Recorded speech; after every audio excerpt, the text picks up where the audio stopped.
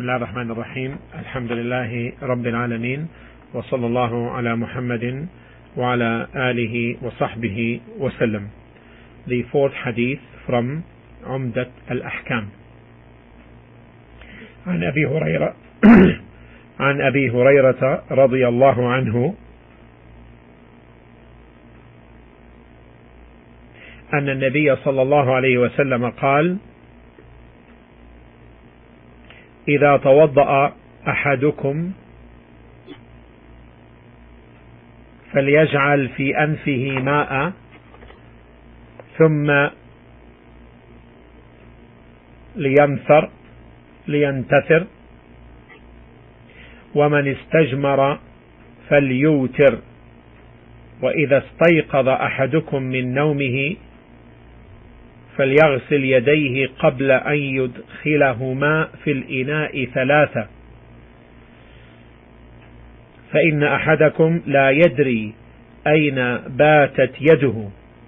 وفي لفظ مسلم: فليستنشق بمنخريه من الماء. وفي لفظ: من توضأ فليستنشق. The translation of the meaning: when one of you makes wudu or performs the wudu, the ablution, then let him enter water or put water in his nose, then expel it or blow it out. And whoever makes istijmar, take this word, this is a technical word, Islamically technical. He who makes istijmar, meaning cleanse his private parts with stones, should do so with odd number of times. And whoever wakes up from his sleep should wash his hands 3 times before putting them in water. Before putting them in the water for ablution, because nobody knows where his hands were during sleep. And in a narration by Muslim, let him take water into his nose, washing the nose by putting water in it. And in another narration, من توضأ فليستنشق, and he who makes ablution, then let him take water into his nose. This is the meaning of the hadith from the various angles of its narrations. The narrator is Abu Huraira, and we already spoke about some aspect of his biography in hadith number 2. The subject of the hadith is explaining some types of purification, explaining and making known some types of purification.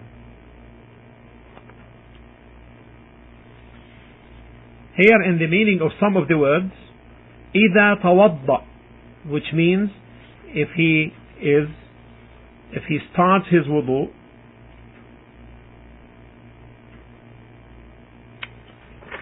so we learn now some words. Wudu, which means ablution. Anf means nose. Anf means nose. Istijmar Istijmar means cleaning the private places with stones. Istinshaq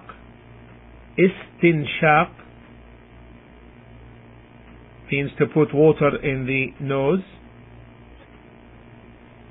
Istinshaq. The overall meaning. It is from the perfection, it is from the completion of Sharia and its concern and care regarding purification is that it comprehensively dealt with the types of purification needed to complete such act of worship, meaning the ablution. And in this hadith, the Prophet ﷺ spoke about three types of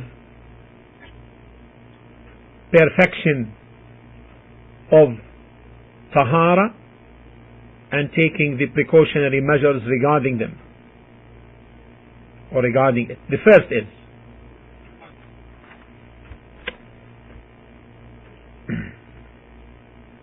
completing the tahara of the face in wudu by making istinshaq, drawing the water into the nose. The person does this by himself, draws the water inside his nose, then expels it out or blows it out to clean what's therein. The second is in the istijmar, which is the cleansing of the private parts to remove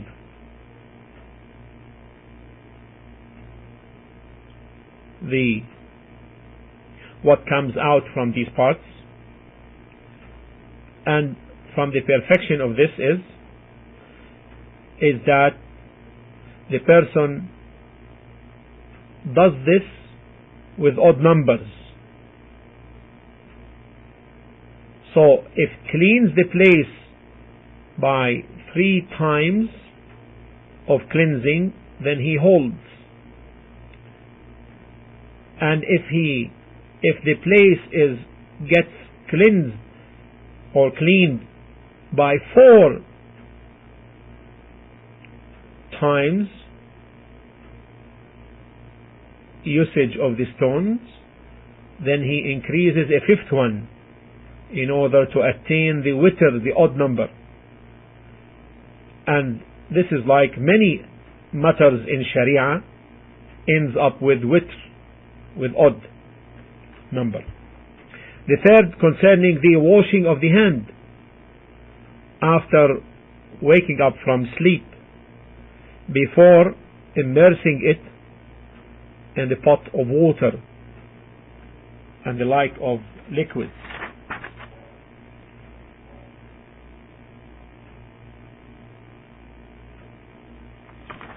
So there is washing of the hand.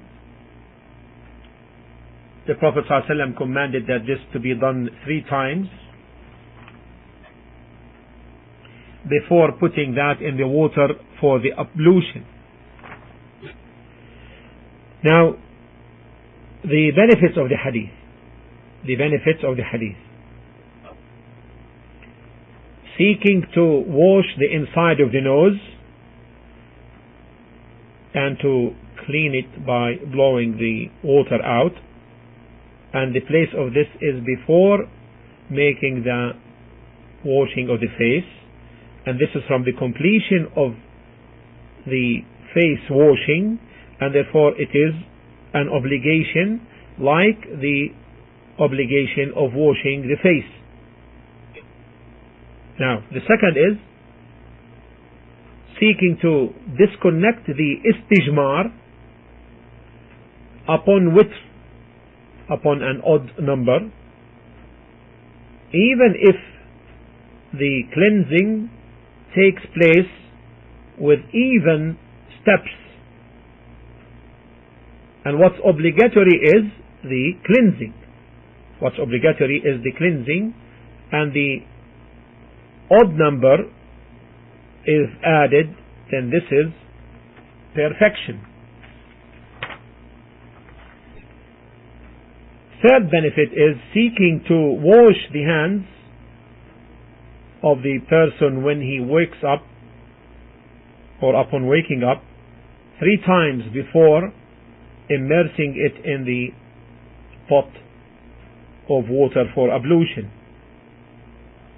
The wisdom is that the person does not know where his hands were during sleep. The fifth benefit, the good way of teaching by the Prophet ﷺ, where he linked the ruling to its wisdom, so that the legally responsible person increases his iman, his faith, by knowing the wisdom, and through this the perfection of the Sharia is manifested and its highness. The sixth benefit is the comprehensibility and perfect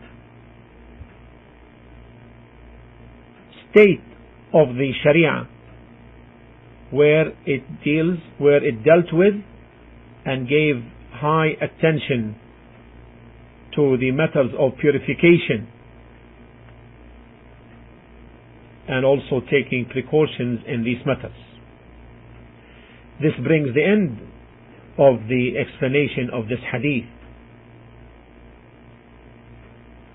Questions on this hadith. Question number 1. What is the subject matter of the hadith? The second question is, what is the meaning of the following terms? Number 1, anf, anf, anf. Second, istinshaq, istinshaq. Istijmar, 3, istijmar, istijmar. Fourth, what is the ruling concerning istinshaq? What is the ruling concerning istinshaq? Number 4. What is the obligation in istijmar? What is the obligation in istijmar?